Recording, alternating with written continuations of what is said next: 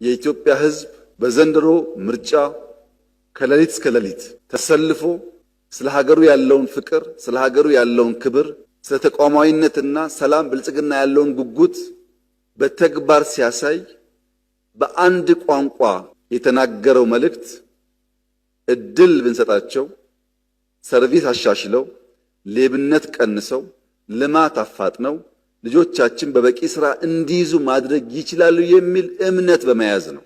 ይህንን እምነት በከፍተኛ የኃላፊነት ስሜት መያዝ ይኖርብናል። የኢትዮጵያ ሕዝብ ማክበር፣ ላከበረው ዋጋ መክፈል፣ ካልመሰለው ደግሞ የተቃረነውን ማድረግ ይችላል። አሳይቷል። ይሄ ባከበረን ልክ ታምነን መገኘት ካልቻል አይቀጥልም ጉዳዩ።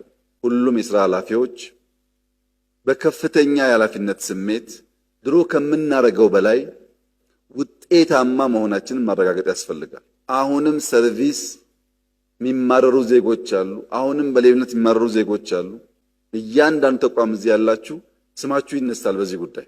ይሄን ፈትሾ ቴክኖሎጂን አስፋፍቶ ተጠቅሞ የኢትዮጵያ ሕዝብ ችግር መፍታት የኔ የናንተ የሁላችን ኃላፊነት እንደሆነ ማሰብ ያስፈልጋል። ጅማሮ ያስደንቃል ነው ያልነው። በዚህ ፍጥነት እድገታችን ያስደምማል ነው ያልነው እንጂ የሕዝባችን እርካታ ጫፍ ደረሰ በቃ አላልንም።